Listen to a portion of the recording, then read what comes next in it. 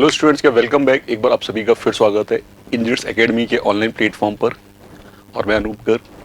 जैसा कि आप सभी को पता है कि हम लोग इस सेशन में डिस्कस कर रहे हैं, है ना, यूजीसी नेट के मोस्ट एक्सपेक्टेड क्वेश्चन, है ना, यूजीसी नेट में पूछने वाले most expected question in electronic science branch.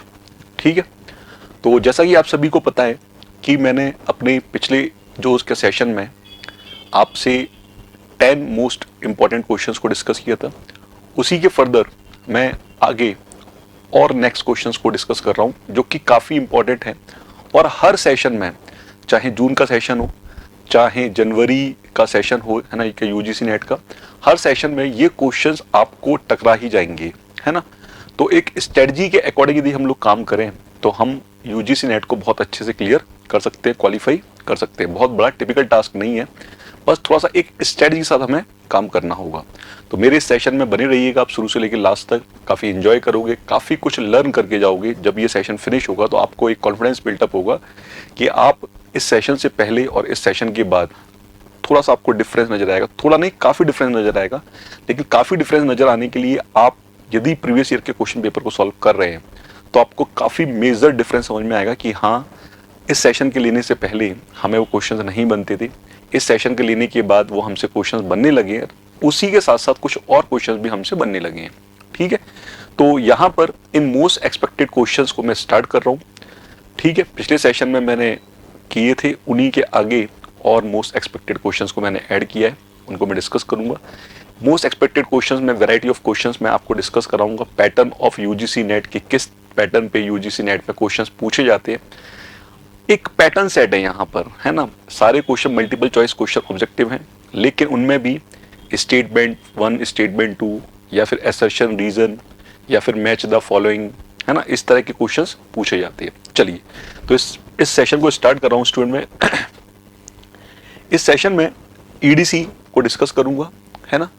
तो मोस्ट एक्सपेक्टेड क्वेश्चंस हैं। चलिए, तो कौन से हैं वो देखते हैं।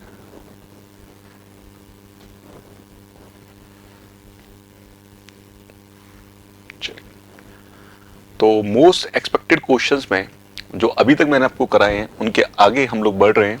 और अब है नेक्स्ट क्वेश्चन आपकी स्क्रीन पर ये। अब है नेक्स्ट क्वेश्चन आपकी स्क्रीन पर ये। तो इस क्वेश्चन को आप रीड कीजिए स्टूडेंट, और रीड करने के बाद फटाफट इसका आंसर बताइए, है ना। रीड करने के बाद आप इसका आंसर बताइए।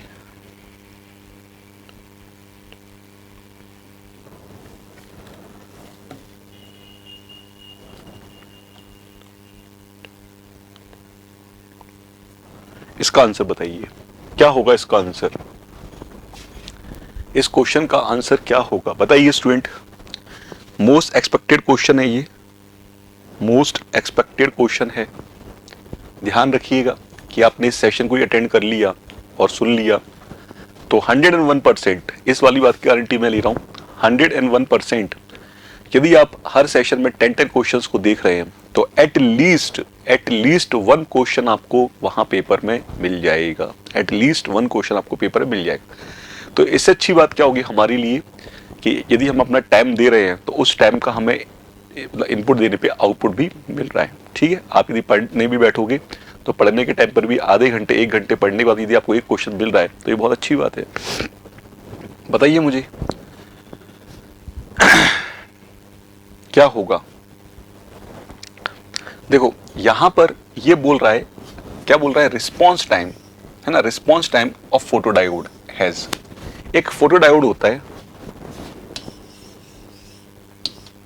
ये P है, ये N है, यहां पर एक जंक्शन क्रिएट होता है, यहां पर एक जंक्शन क्रिएट होता है। और इस जंक्शन पर जब लाइट पड़ती है, जब इस जंक्शन पर लाइट पड़ती है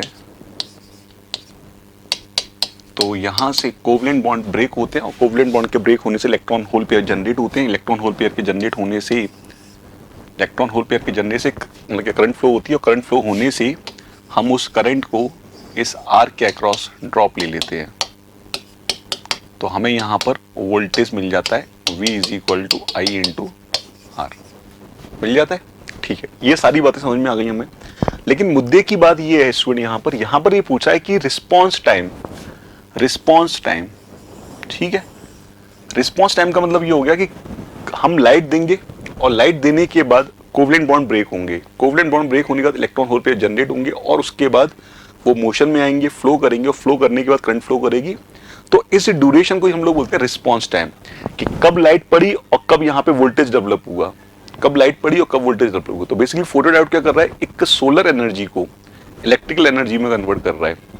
फोटोडायोड क्या कर रहा है, एक सोलर एनर्जी को इलेक्ट्रिकल एनर्जी में कन्वर्ट कर रहा है। और ये जो कन्वर्जन टाइम है इसी को हम बोल रहे हैं क्या बोल रहे हैं, मतलब रिस्पॉन्स टाइम, ठीक है। चलिए, तो पहली बात मैं आपको बताऊं कि यहां पर ये डिप्लेशन विड्थ है W, ये है डिप्लेशन विड्थ W, और डिप्लेशन विड्थ W है। तो कोई भी कैरियर जब यहां से इस डिप्लेशन विड्थ से मूव करेगा तो वो एक ड्रिफ्ट वेलोसिटी से मूव करेगा, वो एक ड्रिफ्ट वेलोसिटी से मूव करेगा, ड्रिफ्ट वेलोसिटी से मूव करेगा। तो बेसिकली जो वेलोसिटी होती है वो क्या होती है, डिस्टेंस अपॉन टाइम। वेलोसिटी जो होती है वो क्या होती है, डिस्टेंस अपॉन टाइम। तो यदि मैं यहां पर डिस्टेंस को W मान लूं, है ना, डिप्लेशन विड्थ, और टाइम को ट्रांजिट टाइम मान लूं, tau T is called transit time. तो transit time tau T is equal to क्या हो गया, W अपॉन VD। यहां पर ट्रांजिट टाइम है ना, W इज इक्वल टू क्या हो गया, sorry tau T equal to क्या हो गया, W अपॉन VD। तो W अपॉन VD आपको दिख रहा है स्टूडेंट, दिख रहा है W अपॉन VD। चलिए, तो एक तो स्टेटमेंट ये सही है, डी स्टेटमेंट। अब देखो बड़ी इंटरेस्टिंग बात आ गई यहां पर कि ए बी सी डी ई, अच्छा 5 स्टेटमेंट दिए हुए हैं, 5 स्टेटमेंट में से आपको स्टेटमेंट चूज करने। आपने देखा स्टूडेंट कि डी तो हो गई होगा, डी तो हो गई होगा। आप देख रहे हो डी यहां नहीं है, हटाओ इसे, डी यहां नहीं है, हटाओ इसे, डी यहां नहीं है, हटाओ इसे, खत्म क्वेश्चन हो गया ए फॉर आगरा, क्वेश्चन हो गया ए फॉर आगरा, क्वेश्चन हो गया ए फॉर आगरा। तो आप यदि यहां देखो कि डी तो मैंने प्रूव कर लिया, अब मैं फर्स्ट पढ़ रहा हूं, है ना, डिपेंड्स ऑन ट्रांजिट टाइम। बिल्कुल सही है, ट्रांजिट टाइम पर डिपेंड करेगा, है ना, रिस्पॉन्स टाइम। नेक्स्ट है depends on diffusion time, diffusion time पे भी डिपेंड करेगा, है ना, क्योंकि यहां से जब इलेक्ट्रॉन चलना स्टार्ट करेगा तो कितने टाइम में वो डिफ्यूज हो रहा है ना, सेकंड चीज पढ़ दो। नेक्स्ट है वो है आरसी टाइम कांस्टेंट डिपेंडेंट, बिल्कुल सही बात है आरसी, क्योंकि इसके अक्रॉस आर है और हो सकता है कैपेसिटर भी लगाओ, तो चार्जिंग और डिस्चार्जिंग टाइम कितना लग रहा है इस पे भी डिपेंड करेगा, ठीक है स्टूडेंट। चलिए, तो यहां पर हमने जब इस क्वेश्चन को डील किया तो हमें एक बात समझ में आई, हमें वो बात क्या समझ में आई, हमें ये बात समझ में आई कि हमें यदि कुछ भी पता है इस तरह के क्वेश्चंस में तो अपने आंसर को टिक कर सकते हैं करेक्ट, हम अपने आंसर को टिक कर सकते हैं करेक्ट। तो इसमें आप ये बोल सकते हो कि एक रिवर्स इंजीनियरिंग होती है। रिवर्स इंजीनियरिंग का मतलब कि हमें करेक्ट इंफॉर्मेशन तो नहीं पता, बट हमें 50% 60% इंफॉर्मेशन पता है, उसके बिहाफ पे हम अपना आंसर निकाल के ले जा रहे हैं, ठीक है स्टूडेंट। चलिए, तो ये हो गया ए फॉर आगरा। तो यहां पर जैसे कि मैं आपसे पीछे बोला था कि यूजीसी नेट के अंदर वैरायटी ऑफ क्वेश्चंस आते हैं। वैरायटी ऑफ क्वेश्चंस का मतलब हर एक टॉपिक का तो वैरायटी हो गई होगा, लेकिन इसमें कुछ पैटर्न्स हैं, जैसे कि यहाँ पे A B C D E 4 statement दिए हुए हैं, 4 स्टेटमेंट के बिहाफ पर ये होगा। अब देख रहे हो कि टी डी बराबर वी डी अपॉन डब्ल्यू, ये तो कभी स्टेटमेंट फॉलो हो ही नहीं सकता। यदि हम इस स्टेटमेंट की बात करें तो चाल बराबर दूरी बटे समय होता है, ये तो उस बेसिक फिनोमेना को ही फॉलो नहीं कर रहा। तो बेसिक फिनोमेना को फॉलो नहीं कर रहा तो ये स्टेटमेंट कैंसिल हो गया और ये स्टेटमेंट कैंसिल हो गया, बी और डी तो वैसे ही कैंसिल हो गए, यदि कोई तुक्का ही मारता है तो हम यहाँ पर ये भी सीख रहे हैं कि यदि हमें कम पता है, लेकिन वो कम पता होने के बाद हम अपने आंसर को कैसे चूज कर सकते हैं। अब देखो यहाँ पर ए और सी केवल 2 ऑप्शन बच रहे हैं। अब तुक्का भी मारोगे तो आप निकल सकते हो, तुक्का भी मारोगे तो आप यहां से निकल सकते हो, ठीक है स्टूडेंट। इतनी बात क्लियर हो गई सभी स्टूडेंट्स को, क्लियर है या नहीं है क्लियर। चलिए, इस क्वेश्चन को करने के बाद नेक्स्ट क्वेश्चन पे मूव कर रहा हूं मैं। नेक्स्ट क्वेश्चन क्वेश्चन नंबर 12, बताइए क्या होगा क्वेश्चन नंबर 12। आराम से क्वेश्चन को पढ़िए, आराम से क्वेश्चन को पढ़िए।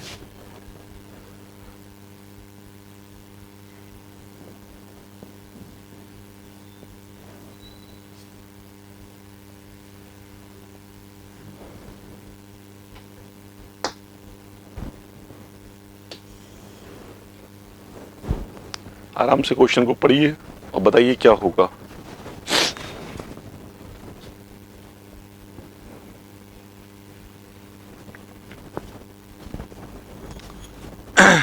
क्वेश्चन नंबर 12,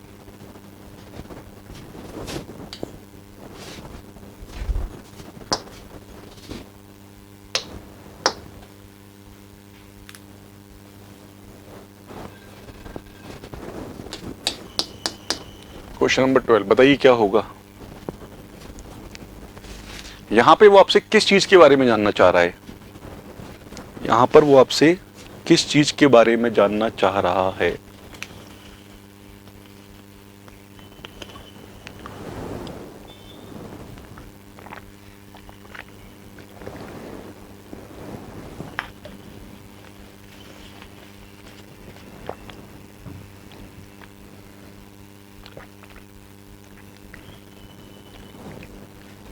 यहां पर वो आपसे किस चीज के बारे में जानना चाह रहा है।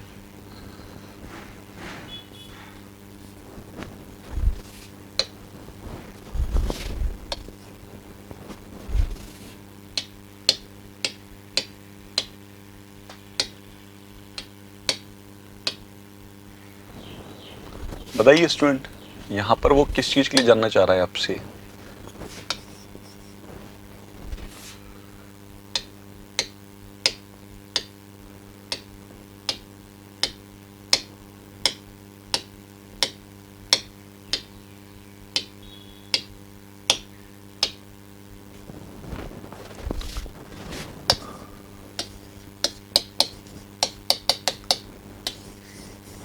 बताइए। देखो यहां पर वो बोलना चाह रहा है इन JFET, एक JFET है junction field effect transistor, the transconductance in the saturation region is given by. तो सैचुरेशन रीजन में ट्रांस कंडक्टेंस क्या होता है ये आपसे जानना चाह रहा है वो, है ना। चलिए तो आप कर सकते हो तो आप बता दीजिए, नहीं तो चलो मैं बता देता हूं। ट्रांस कंडक्टेंस यदि मैं बात करूं सैचुरेशन रीजन में, सबसे पहले मैं इस बात को फोकस रखूं कि सैचुरेशन रीजन में करंट क्या होती है, आईडी करंट होती है μN COX W/2N VGS minus VTH का होल स्क्वायर, ये होती है। ठीक है चलिए, अच्छा सॉरी ये मैंने थोड़ा सा यहां पर मॉसफेट का लिख दिया, इन्होंने JFET का पूछा है। JFET के होती है current IDSS is equal to IDSS 1 minus VGS upon VP का स्क्वायर, ये होती है ना transconductance, sorry current JFET की सैचुरेशन रीजन। अब यदि मैं ट्रांस कंडक्टेंस की बात करूं तो ट्रांस कंडक्टेंस होता है GM और ये होता है del ID over del VGS होता है। चलो अब यदि मैं इसको डिफरेंशिएट कर दूं स्टूडेंट तो ये क्या आ जाएगा 2IDSS, है ना। फिर आ जाएगा यहां पे मल्टीप्लीकेशन में 1 माइनस VGS अपॉन VP आ जाएगा, और फिर इसका भी करोगे तो ये कितना आ जाएगा मॉड ऑफ VP। क्या कहीं ये आपको मिल रहा है 2IDSS 1 minus VGS upon VP, कहीं नहीं मिल रहा है ये मुझे। चलो कोई दिक्कत नहीं है।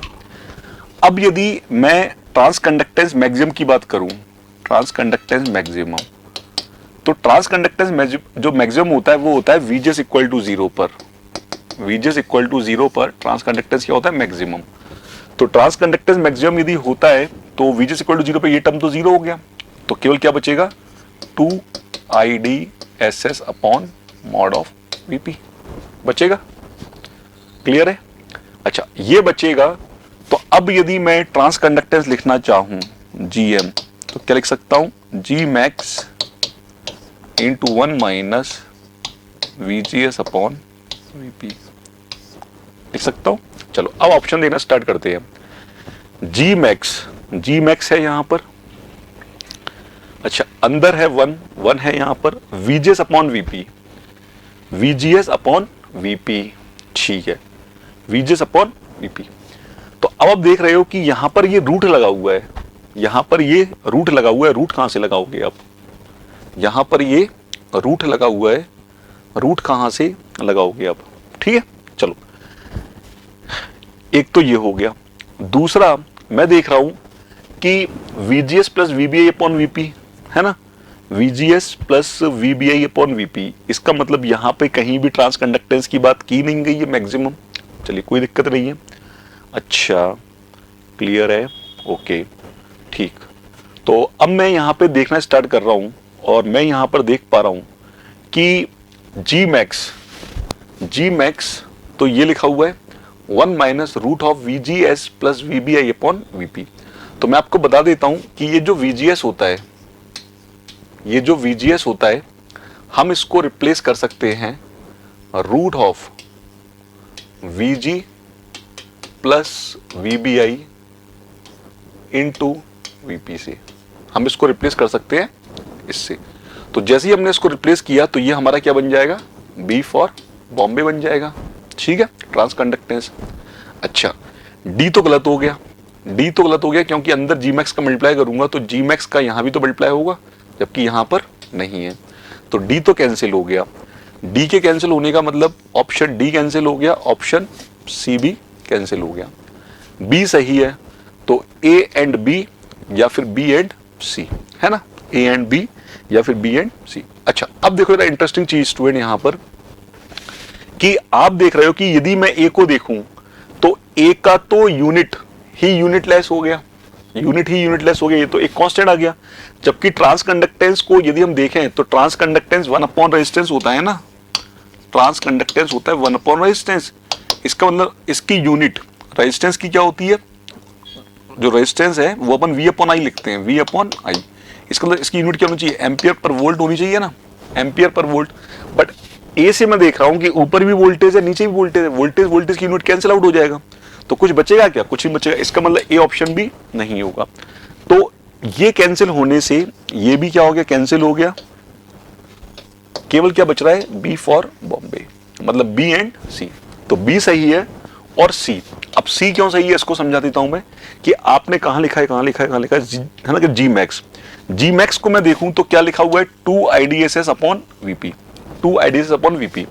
अब आपको पता है कि I इज इक्वल टू क्या होता है? V अपॉन R होता है ना, V अपॉन R।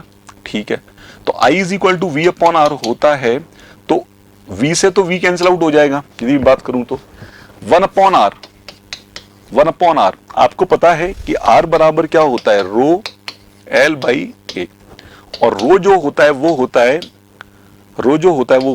ND। रो जो होता है ये होता है 1 upon ND Q mu N, ठीक है, इंटू L आ गया, इंटू A। एरिया क्या हो जाएगा? A इंटू L क्या हो जाएगा? A into L। आप ये सारी वैल्यू यहां रख दो तो ये चला जाएगा ऊपर, ये ऊपर चला जाएगा, मतलब ND Q mu N AL, ND Q mu N और L आ गया नीचे। क्लियर है बात? L आ गया नीचे। तो इस तरह से इसका करेक्ट आंसर क्या हो गया? करेक्ट आंसर हो गया इसका बी फॉर बॉम्बे, मतलब ये सही होगा और ये वाला सही होगा। ठीक है, चलो नेक्स्ट क्वेश्चन पे बढ़ रहा हूं मैं। Question number 13।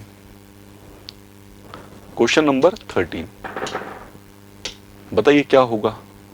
क्वेश्चन नंबर 13 अच्छा क्वेश्चन है ये भी, JFET पर बहुत क्वेश्चन आते हैं स्टूडेंट। Question number 13।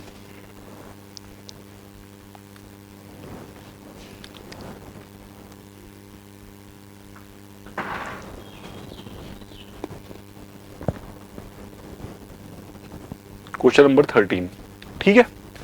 तो क्वेश्चन नंबर 13 को यदि मैं देखूं तो इन्होंने क्या पूछा है? In JFET the current density in the x direction. मतलब ये कोई एक JFET है ना, तो ये मैंने एक्स डायरेक्शन ले ली, ये मैंने वाई डायरेक्शन ले ली। तो इस डायरेक्शन में करंट डेंसिटी बोल रहे हैं, J ऑफ X बोल रहे हैं, current density in the x direction, है ना, इन द एक्स डायरेक्शन। तो कौन सा, इन्होंने 4 स्टेटमेंट दे रखे हैं, इन्होंने 4 स्टेटमेंट दे रखे हैं, बताइए कौन सा स्टेटमेंट सही होगा। यदि मैं एक चीज सोचूं बैठ के स्टूडेंट, यदि मैं एक चीज सोचूं कि करंट डेंसिटी J ये क्या होता है, I/A होता है। चलो, करंट डेंसिटी J बराबर I/A होता है, लेकिन मैं जानता हूं कि सिग्मा इंटू E भी होता है करंट डेंसिटी। ये बहुत ही बेसिक चीज है, सिग्मा इंटू E भी होता है। तो मैं देख रहा हूं कि सिग्मा और E कहीं पर दिया है क्या, यस दिया हुआ है, sigma of X, E of X। EX क्या डिनोट कर रहा है यहां पर, electric field in the x direction. Sigma x क्या डिनोट कर रहा है, सिग्मा क्या है यहां पर, चलो मैं बता देता हूं, sigma is the conductivity in the x direction,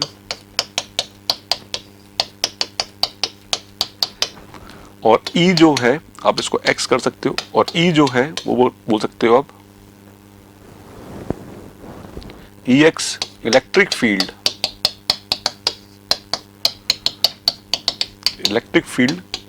in the x direction.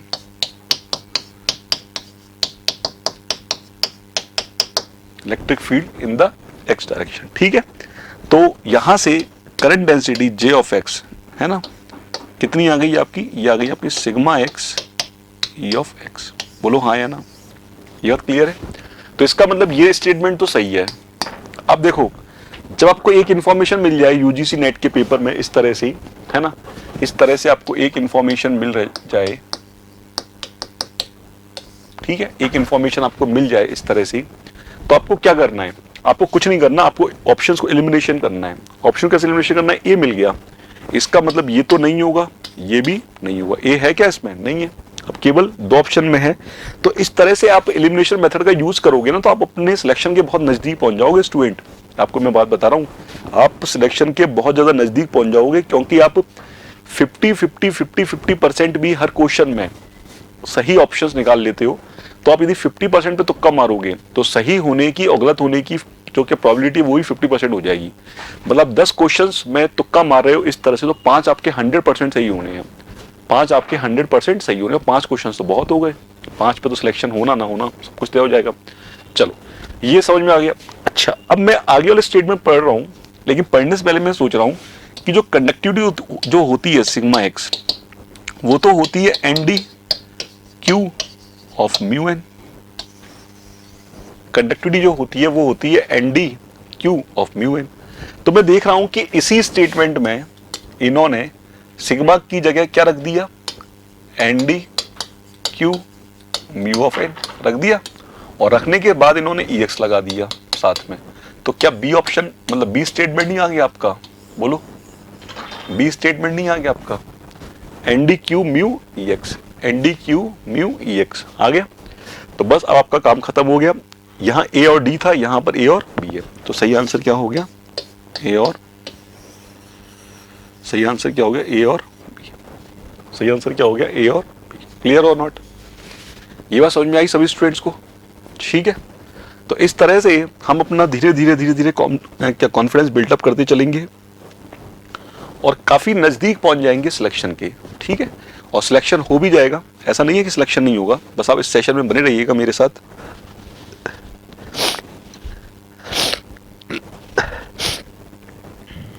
इस सेशन में मेरे साथ आप लोग बने रहिएगा। चलिए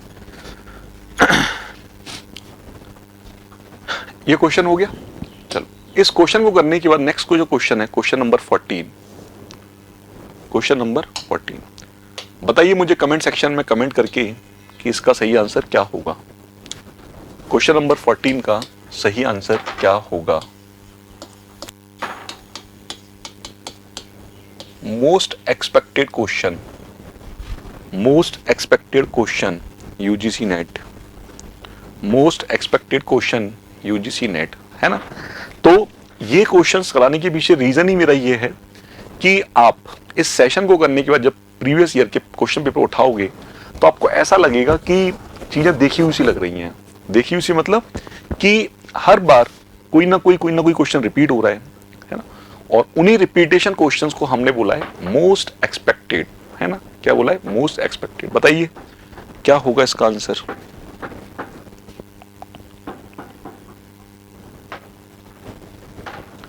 क्या होगा? तो फिर से उसी तरह की वैरायटी का क्वेश्चन आ गया नहीं आ गया? फिर से उसी तरह की वैरायटी का क्वेश्चन आ गया नहीं आ गया? क्या बोल रहा है ये आपसे? ये बोल रहा है आपसे एक इनहांसमेंट टाइप मॉसफेट है। Enhancement type MOSFET. Enhancement MOSFET पता ही नहीं पता आपको? चलो मैं बता देता हूं।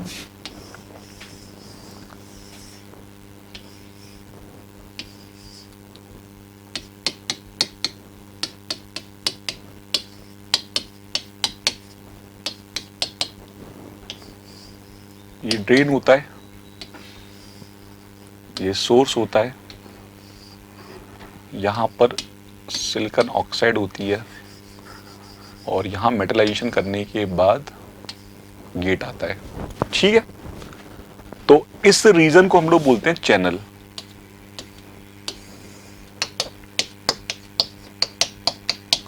इस रीजन को हम लोग बोलते हैं चैनल। और आप देख रहे हो कि अभी यहां पर कोई भी चैनल क्रिएट नहीं है। अभी यहां पर कोई भी चैनल क्रिएट नहीं है। ठीक है, चलो।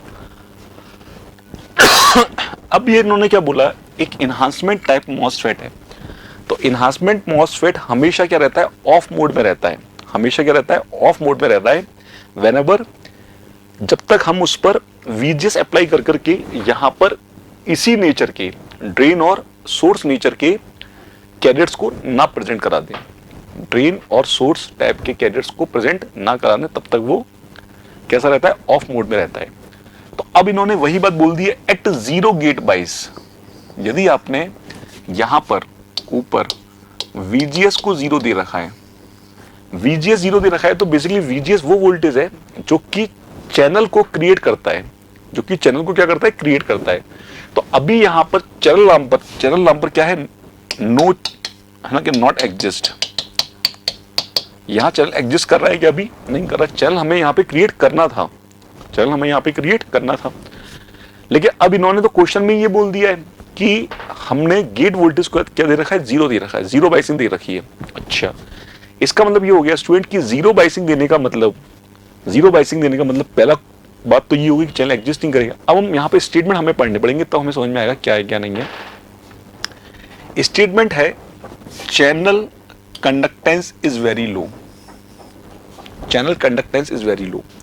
मैं एक चीज देख रहा हूं कि जब यहां चैनल नहीं है, इसका मतलब यदि मैंने यहां पर VDS लगा भी दिया, यदि मैंने यहां पर VDS लगा भी दिया स्टूडेंट, तो क्या करंट फ्लो करेगी? तो क्या करंट फ्लो करेगी? करंट फ्लो करेगी? नहीं सर, करंट फ्लो नहीं करेगी, क्योंकि चैनल एग्जिस्ट नहीं कर रहा। इसका मतलब स्टूडेंट जब करंट ही फ्लो नहीं कर रही तो करंट बराबर क्या होता है? V/R। इसका मतलब रेजिस्टेंस कितना हो गया? इन्फिनिटी हो गया। रेजिस्टेंस क्या हो गया? इन्फिनिटी हो गया। और जो ट्रांस कंडक्टेंस होता है GM, वो होता है आपका क्या? वो क्या होता है आपका? 1/R। इसका मतलब 1/∞ मतलब 0।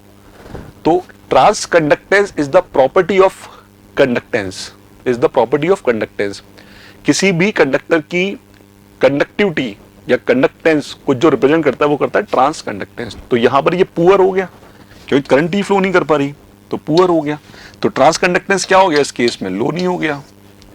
जितना ट्रांस कंडक्टेंस लो होगा करंट बिल्कुल खत्म होगी, जितना ट्रांस कंडक्टेंस हाई होगा करंट उतनी अच्छी होगी। तो इसका मतलब ये इन्होंने बिल्कुल सही बात बोली है, बिल्कुल सही बात बोली है कि channel conductance is very low. Channel conductance क्या है? बहुत ज्यादा कम है। अब देखो कि ए स्टेटमेंट सही है तो सी तो कैंसिल हो गया ना, ए है ही नहीं यहां पर। चलो अब आप इंटरेस्टिंग बात देखो कि यदि आप ए को सही बोल रहे हो तो जो बी है वो जस्ट इसका उल्टा है या नहीं है? बी जो है जस्ट इसका उल्टा है। इसका मतलब बी स्टेटमेंट तो गलत है। बी स्टेटमेंट गलत है तो बी किस में दिख रहा है आपको? बी इसमें दिख रहा है, तो इसको भी कैंसिल करो। मैं हमेशा इस तरह के क्वेश्चंस को यूजीसी नेट में इसी तरह से करता हूं। मैं क्वेश्चन पूरा पढ़ता ही नहीं हूं, मैं हर एक स्टेटमेंट को पढ़ता जाता हूं और ऑप्शंस को खत्म करता जाता हूं, ताकि चीजें जब हट जाएंगी तो जो बचेगा वही आंसर हो जाएगा। ठीक है, चलो अब मैं आगे बढ़ा, मैंने देखा कि channel resistance is very low. अरे भाई चैनल रेजिस्टेंस कहाँ लो है, चैनल रेजिस्टेंस तो बहुत ज्यादा हाई है, चैनल रेजिस्टेंस तो बहुत ज्यादा हाई है, इसका मतलब ये स्टेटमेंट भी फॉल्स हो गया। तो मैं देख रहा हूं कि सी भी स्टेटमेंट फॉल्स हो गया। अब मैं डी पे जा ही नहीं रहा, तीन ऑप्शंस एलिमिनेट हो गए, तो सही ऑप्शन क्या हो गया, डी फॉर दिल्ली। सही ऑप्शन क्या हो गया स्टूडेंट, डी फॉर दिल्ली। बोलो हाँ या ना, इतनी बात क्लियर है आप सभी को। अब मैं लास्ट में जाके अपने सेटिस्फेक्शन की पढ़ लेता हूं कि channel resistance is very high. बात बिल्कुल सही है, चैनल रेजिस्टेंस क्या है, बहुत ज्यादा हाई है। तो आंसर हो गया ए एंड बी, आंसर हो गया स्टूडेंट ए एंड बी। बोलो हाँ या ना, क्लियर मेरी बात, समझ में आई? इसको नोट डाउन कर लो, इसको नोट डाउन कर लीजिए। ठीक है, चलूं आगे। क्वेश्चन नंबर 14 हो गया। तो ये जो क्वेश्चंस है ना, इन क्वेश्चन से हमें फायदा क्या हो रहा है इसको समझना। ये एक क्वेश्चन नहीं है, ये 4 क्वेश्चन हो गए। चारों क्वेश्चन को बंच करके उन्होंने एक क्वेश्चन बना दिया स्टेटमेंट डाल करके, और फिर उन्होंने आंसर पूछ लिए। तो यहां पे गलती मैं ऐसा क्यों कर रहा हूं, सुनना बात को, मैं ऐसा कैंसिल क्यों कर रहा हूं, क्योंकि कई बार हमें आंसर पता चल गया, लेकिन हड़बड़ी के चक्कर में हम गलत लगाया है। तो सबसे पहले ये करो कि कौन सा नहीं होगा उसको काट दो, ताकि अलग कर दो उसको ऑप्शन में से। पहले 4 थे, फिर काट दिया, 3 बचे, फिर काट दिया, 2 बचे, फिर काट दिया, बस उसको आंसर लगाया हूं। ठीक है, चलो नेक्स्ट क्वेश्चन पे चल रहा हूं मैं। Question number 15, question number 15, question number 15।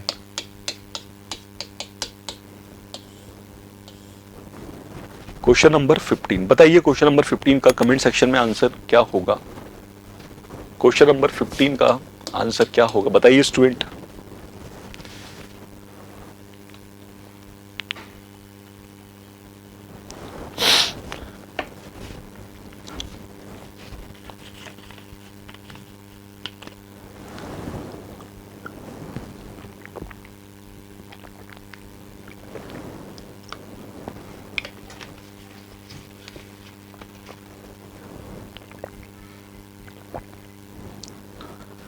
Question number 15 बताइए क्या होगा। यहां पर क्या पूछ रहे हैं आपसे, यहां पर ये आपसे पूछ रहे हैं इन अ सेमीकंडक्टर, कोई एक सेमीकंडक्टर डिवाइस है ना, in a semiconductor device operations the current continuity equations, current continuity equations के बारे में वो आपसे जानना चाह रहे हैं। बोलो हाँ या ना। तो current continuity equation student electrons की भी होगी, और साथ ही साथ में होल्स की भी होगी, दोनों की होंगी ना। करंट कंटिन्यूटी इक्वेशन इलेक्ट्रॉन्स की भी होगी और होल्स की भी होगी। इलेक्ट्रॉन्स की को हम कैसे रिप्रेजेंट करेंगे, del N over del T, और होल को कैसे रिप्रेजेंट करेंगे, del P over del T. ठीक है, तो मैं देख रहा हूं यहां पर कि सभी del N over del P इस तरह के फॉर्म में है। तो आपको बताना है कौन सा स्टेटमेंट सही होगा, कौन सा स्टेटमेंट सही होगा।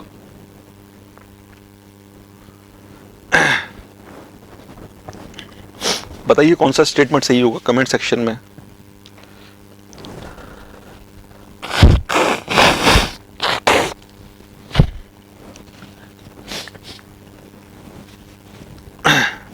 देखो, मुझे एक चीज बताई गई है कि ये होल है, ठीक है, del P over del T है ना, रेट ऑफ जो generation hole is equal to generation rate of hole minus recombination rate of hole plus 1/q del JP, मतलब करंट डेंसिटी है ना। सेम इलेक्ट्रॉन्स की देख लो, सेम इलेक्ट्रॉन्स की देख लो, है ना। तो यहां पर आप बोलोगे सर ए और बी क्यों नहीं है। ए और बी इसलिए नहीं है स्टूडेंट क्योंकि यहां पे रिकॉम्बिनेशन रेट प्लस हो रहा है, जबकि वो रिकॉम्बिनेशन रेट क्या होगा, कम होगा। कहने का मतलब यह है जिस रफ्तार से जनरेशन हो रहा है उसी रफ्तार से रिकॉम्बिनेशन भी होगा। तो जनरेशन और रिकॉम्बिनेशन दोनों का सब्ट्रैक्शन एक कांस्टेंट आएगा। क्या आएगा? कांस्टेंट आएगा। तो आप यदि यहां पर देखो तो GP and UP is called मतलब rate of generation and rate of recombination. GN and UN is also rate of generation and rate of recombination. ठीक है, क्लियर है? तो ऊपर वाले में रेट ऑफ जनरेशन और रिकॉम्बिनेशन दोनों मतलब कि पॉजिटिव थे। ऐसे कैसे पॉसिबल है? ऐसा पॉसिबल नहीं है ना। 10 इलेक्ट्रॉन बने तो 10 इलेक्ट्रॉन का रिकॉम्बिनेशन भी हो गया होगा। तो दोनों का यदि मैं एडिशन करूं तो विथ साइन आएगा। विथ साइन से मतलब रिकॉम्बिनेशन को मैं माइनस लूंगा, है ना। तो ओवरऑल जो इलेक्ट्रॉन्स बचे वो कितने बचे? कांस्टेंट। मैं जीरो नहीं बोलूंगा, कांस्टेंट बोलूंगा, क्योंकि पहले से कुछ ना कुछ तो होगा ना उसके अंदर। तो इस चीज को याद रखना ऑब्जेक्टिव में। तो सी और डी केवल और केवल ऑप्शन नंबर सी में गिवन है। सी और डी ऑप्शन नंबर सी में गिवन है। क्लियर है मेरी बात? क्लियर है? चलूं आगे। चलिए नेक्स्ट क्वेश्चन में मूव कर रहा हूं मैं। Question number 16। क्वेश्चन नंबर 16 बताइए क्या होगा क्वेश्चन नंबर 16?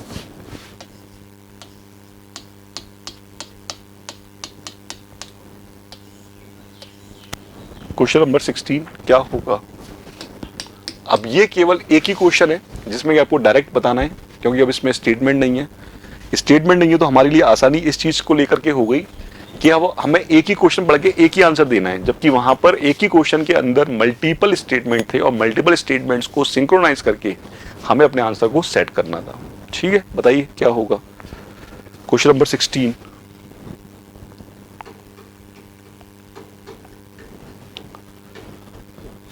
बहुत ही सिंपल क्वेश्चन है, लेकिन ये मत सोचना कि सिंपल है तो आएगा नहीं या हमसे आ जाएगा। कभी कभी हमसे गलतियां हो जाती हैं।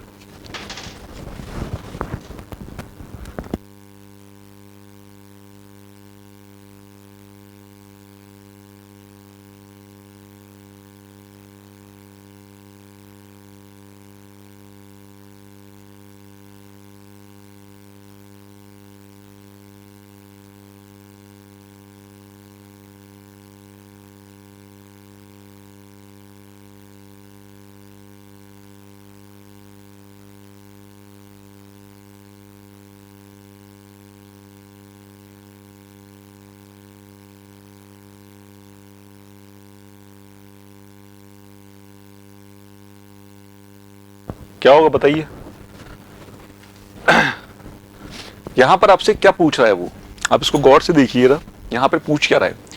यहां पूछ रहा है फॉर अ सेमीकंडक्टर, कोई सेमीकंडक्टर है with both electron as well as holes. मतलब यहां पर इलेक्ट्रॉन और होल दोनों की बात की जा रही है।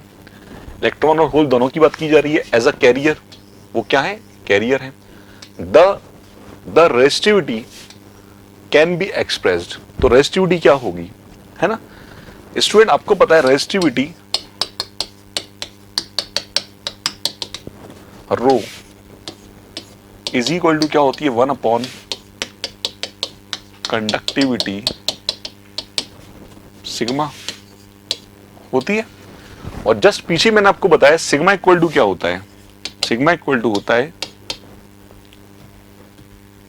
दोनों कैरियर हैं यहां पर, तो N Q mu of N plus P Q mu of P, दोनों कैरियर है इसलिए। तो रेजिस्टिविटी क्या हो गई? यहां से रेजिस्टिविटी हो गई rho is equal to 1 upon n Q mu of N plus P Q mu of p. हो गई ना? तो देख लो आंसर कौन सा है। देखो रेजिस्टिविटी, ये तो कंडक्टिविटी लिखी हुई है तो हटाओ। यहां क्यू कहां से आ गया ऊपर? क्यू तो कभी आएगा ही नहीं। अब देखो यहां सही है या नहीं है। यहां पे इन कमबख्तों ने क्या किया है? क्यू को कॉमन ले लिया है। ले लो, ये इस तरह से भी घुमाते हैं चीजों को। क्यू को कॉमन ले लिया है तो N mu N plus P mu P, इस तरह से। तो स्टूडेंट्स को कंफ्यूज करने के लिए काफी है कि क्यू ऊपर ले गए, क्यू नीचे है ही नहीं, लेकिन यहां पर क्यू नीचे, तो सही आंसर क्या हो गया? D for Delhi. सही आंसर क्या हो गया? D for Delhi. क्लियर है मेरी बात? ठीक है, चलूं आगे। आगे चलूं नेक्स्ट क्वेश्चन पर। Question number 17। क्वेश्चन नंबर 17 बताइए, मुझे कमेंट सेक्शन में लिख के बताइए क्वेश्चन नंबर 17 का आंसर क्या होगा। क्वेश्चन नंबर 17 का आंसर क्या होगा बताइए मुझे फटाफट कमेंट सेक्शन में।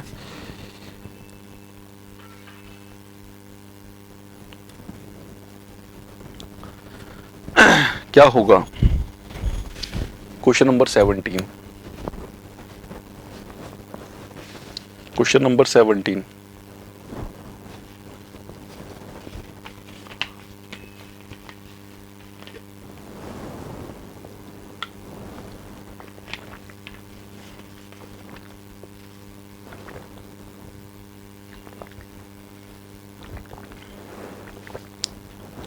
क्वेश्चन नंबर 17 बताइए।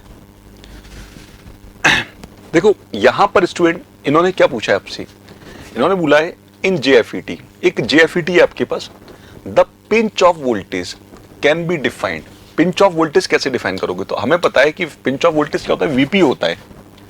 पिंच ऑफ वोल्टेज क्या होता है? वीपी होता है ना। चलो, तो यदि मैं आपसे एक बात पूछूं, आप कुछ याद मत रखना, आप तो केवल इस चीज को याद रखना कि हमने पीएन जंक्शन पढ़ा था। पीएन जंक्शन के अंदर, पीएन जंक्शन के अंदर इस लेयर को हम लोग क्या बोल रहे थे? इस लेयर को हम लोग डिप्लेशन विड्थ बोल रहे थे, डब्ल्यू। हम लोग डिप्लेशन विड्थ डब्ल्यू बोल रहे थे, ठीक है। तो depletion width W is equal to, मैंने क्या लिखा था? मैं लिखा था 2 epsilon V over Q 1 upon N A plus 1 upon N D. बोलो हाँ या ना, लिखा था? ठीक है, मैं इसको सिंक्रोनाइज कर देता हूं। एप्सिलॉन तो परमिटिविटी हो गया, क्यू चार्ज हो गया, 2 कांस्टेंट, वी है इसके अप्लाइड वोल्टेज, है ना। इस जंक्शन पर जो वोल्टेज ये फील कर रहा है वो वोल्टेज है वी, है ना। और एन ए और एन डी ये दोनों तरफ की, एक्सेप्टेड टाइप और डोनर टाइप, दोनों तरफ की क्या है? डोपिंग कॉन्सेंट्रेशन है, ठीक है। और डब्ल्यू क्या है? वो है डिप्लेशन विड्थ। डब्ल्यू क्या है? वो है डिप्लेशन विड्थ।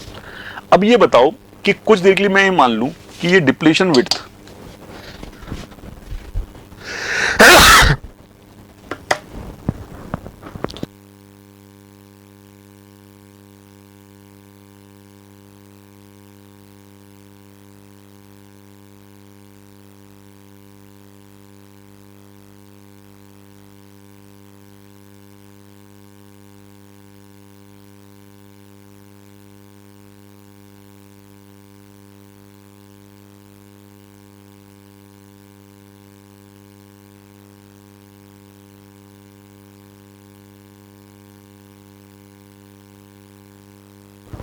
तो मैं ये मान लूं कि ये डिप्लेशन विड्थ डब्ल्यू है, इसको ही मैंने रिप्लेस कर दिया, तो मैं क्या बोल सकता हूं? डब्ल्यू स्क्वायर, है ना। कोई एक आप डोपिंग कॉन्सेंट्रेशन ले लीजिए, 2 एप्सिलॉन, ये पिंच ऑफ वोल्टेज से रिप्लेस कर दिया और ये हो गया क्यू एन डी, ऐसे मान लो, है ना। क्लियर है बात? चलो, इसका मतलब इन्होंने एन टाइप का माना है जेएफईटी। तो यहां से पिंच ऑफ वोल्टेज क्या आ गया? यहां से पिंच ऑफ वोल्टेज निकल के आ गया Q N D upon 2 epsilon into W square, ठीक है। अब डब्ल्यू स्क्वायर को आप डब्ल्यू को रिप्लेस कर दो ए से या किसी और से, कोई फर्क नहीं पड़ना, तो VP equal to Q N D over 2 epsilon A square. तो सबसे मेन इंपॉर्टेंट चीज है कि क्यू दिखना चाहिए, एन डी या एन ए जो भी है 2 एप्सिलॉन दिखना चाहिए। तो देखो एक एक करके रिमूव कर रहा हूं, 2 तो है नहीं यहां पर, चलो यहां पर 2 एप्सिलॉन नीचे है, लेकिन यहां पे क्यू एन डी ए लिखा हुआ है केवल, ये भी हटाओ। 2 एप्सिलॉन नीचे है, ये भी खत्म हो गया, क्योंकि 2 ईएस कहां से आ गया, है ना। अब देखो यहां पे 2 एप्सिलॉन है, क्यू एन डी, ये थोड़ा सा गलत हो गया है, ये सही आंसर ये लिखा हुआ है क्यू एन डी ए का स्क्वायर अपॉन 2 एप्सिलॉन, और जो भी है सिलिकॉन है तो सिलिकॉन ले लीजिए आप। तो आंसर क्या हो गया? सी फॉर कलकत्ता। सही है, आंसर क्या हो गया? सी फॉर कलकत्ता। तो इस तरह से आपने इस क्वेश्चन को भी फिनिश कर लिया। ठीक है, चलिए नेक्स्ट क्वेश्चन पे चलूं मैं। Question number 18। अब ये कुछ अलग तरह के क्वेश्चन आ गए, असर्शन रीजन वाले क्वेश्चन आ गए। इनमें आपको पढ़ना पड़ेगा और पढ़ के तब आप बता पाओगे कि क्या होगा क्या नहीं होगा। बताइए, असर्शन रीजन, असर्शन रीजन।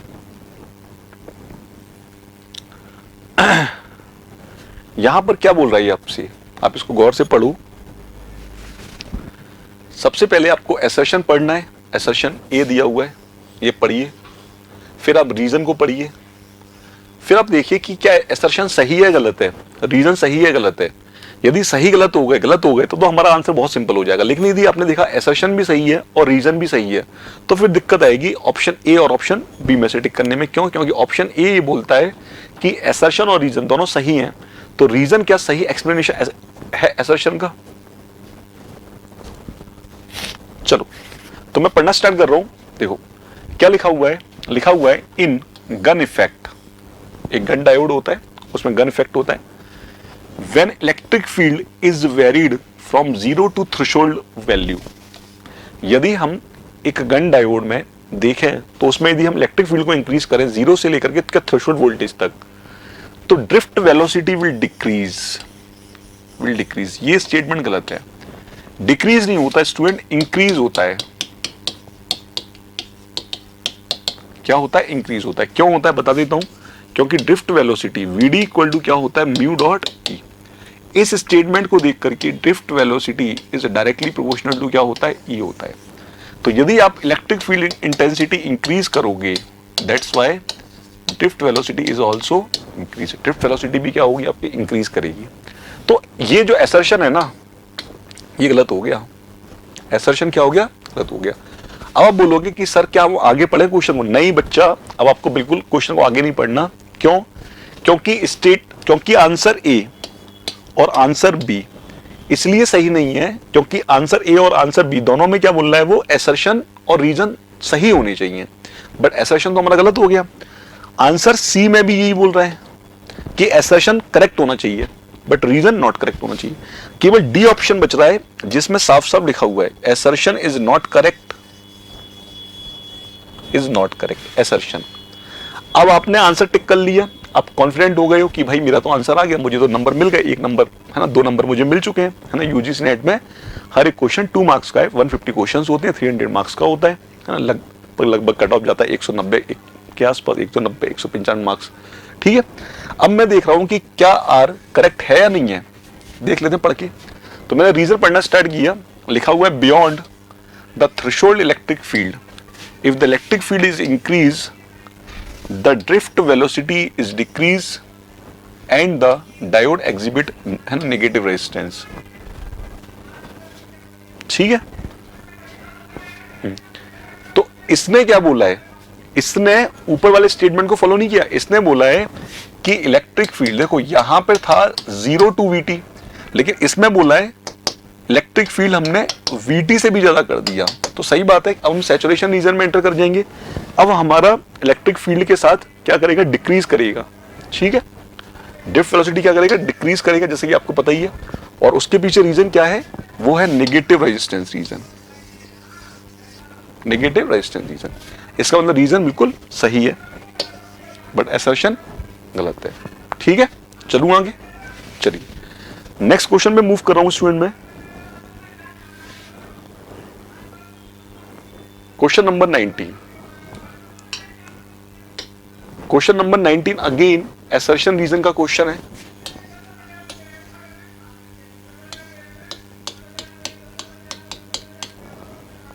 बताइए मुझे क्वेश्चन नंबर 19 कौन सा स्टेटमेंट सही होगा? कौन सा स्टेटमेंट सही होगा? कौन सा आंसर होना चाहिए?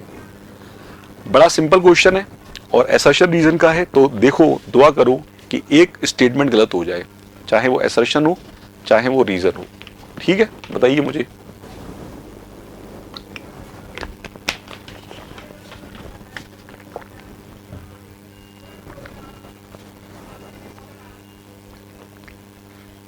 बताइए student.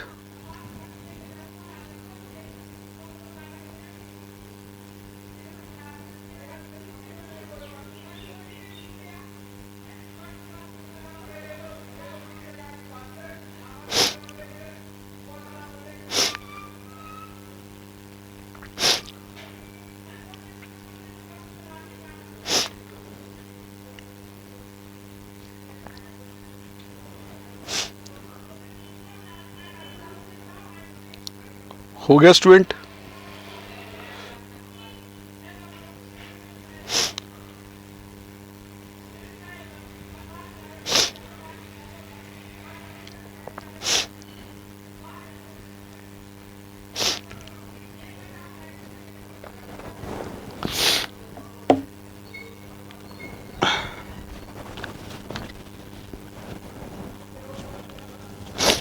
Question number 18। Question number 18 में स्टूडेंट यदि हम लोग पढ़े तो अगेन ये असर्शन रीजन का तो नहीं है, स्टेटमेंट 1 और स्टेटमेंट 2 करके लिखा हुआ है ना। तो असर्शन रीजन के थोड़े से टफ हो जाते हैं, क्योंकि यहां पर स्टेटमेंट 1 और 2 करेक्ट है ये बोल रहा है, या फिर दोनों इनकरेक्ट है ये बोल रहा है, या फिर एक सही एक गलत, एक गलत एक सही ऐसे बोल रहा है। तो ये थोड़ा सा उसके रिस्पेक्ट में सिंपल है। तो स्टूडेंट यहां पर दो स्टेटमेंट दिए हुए हैं और दोनों के बारे में हमें बस बताना है क्या है क्या नहीं है, ठीक है। चलो, तो स्टेटमेंट 1 पढ़ा मैंने, the hall effect sensor is included in the magnetic core structure of the current probe, ठीक है। तो ये तो गलत हो गया। हॉल इफेक्ट सेंसर में हम लोग मैग्नेटिक प्रोब यूज नहीं करते हैं, हम लोग मैग्नेटिक कोर स्ट्रक्चर यूज नहीं करते हैं, हम यहां यूज करते हैं मेटल या फिर सेमीकंडक्टर।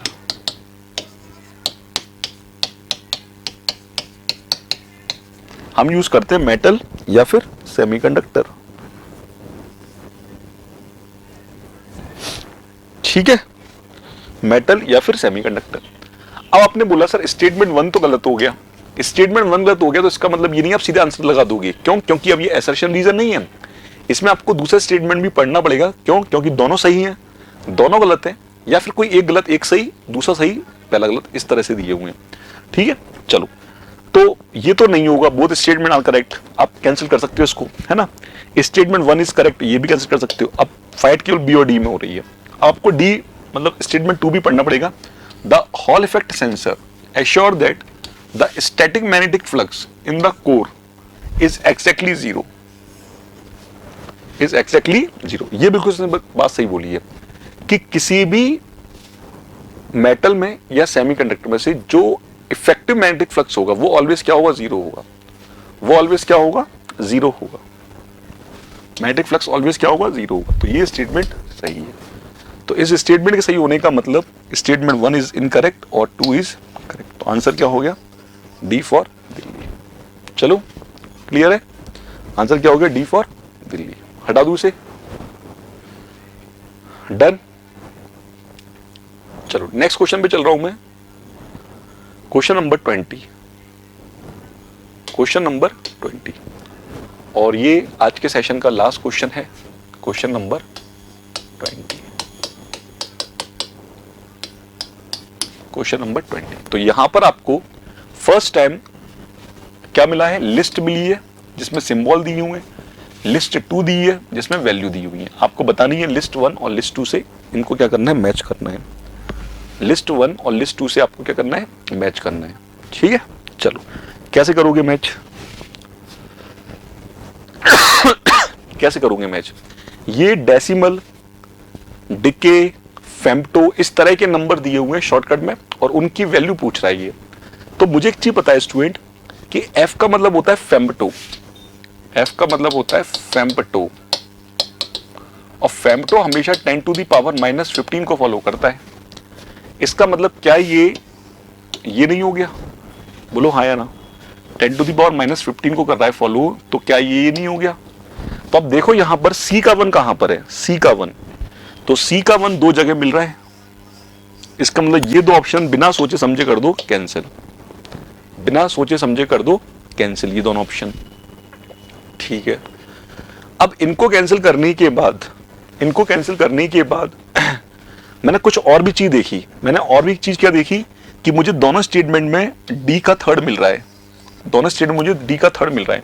तो डी क्या है, ए का थर्ड, मतलब ये भी खत्म हो गया, 10 टू द पावर माइनस 18 है ना, 10 टू द पावर माइनस 18 है ना।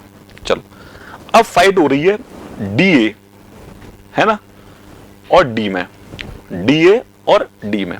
तो याद रखना स्टूडेंट, ये जो डी ए है, ये जो डी ए है, ये जो डी ए है, इसका मतलब है डिकेड।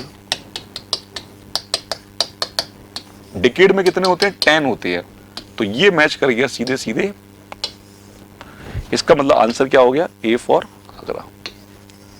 सही आंसर क्या हो गया, ए फॉर आगरा। तो इस तरह से हमने जो भी इंफॉर्मेशन हमें पता थी उससे कैसे अपने आंसर को फैच कर लिया। और लास्ट में डी फॉर, आप याद रखना, 10 to the power minus 1, D for 10 to the power minus 1। Clear और नॉट? आगे ये बात समझ में, बोलो हाँ या ना।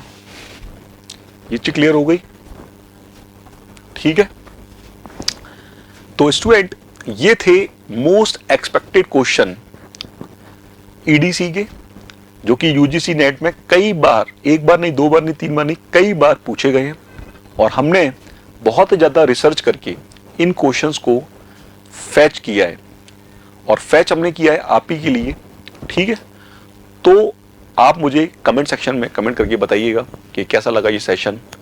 और इसके बाद कंटिन्यूएशन में आपको ये सेशंस मिलते रहेंगे, मोस्ट एक्सपेक्टेड क्वेश्चंस के जो सेशंस हैं, डिफरेंट है ना, जो भी क्या टॉपिक है, सिग्नल सिस्टम हो गया है ना, एनालॉग हो गया, नेटवर्क हो गया, ये सारे भी आपको मिलते रहेंगे।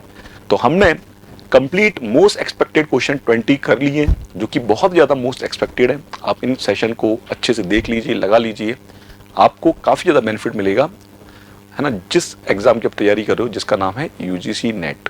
ठीक है स्टूडेंट, तो यही मैं सेशन को स्टॉप कर रहा हूँ। मिलता हूँ आपसे अगले सेशन में कुछ नए मोस्ट एक्सपेक्टेड क्वेश्चंस को लेकर के, किसी और दूसरे टॉपिक के। तब तक के लिए take care, bye bye, thanks to all of you.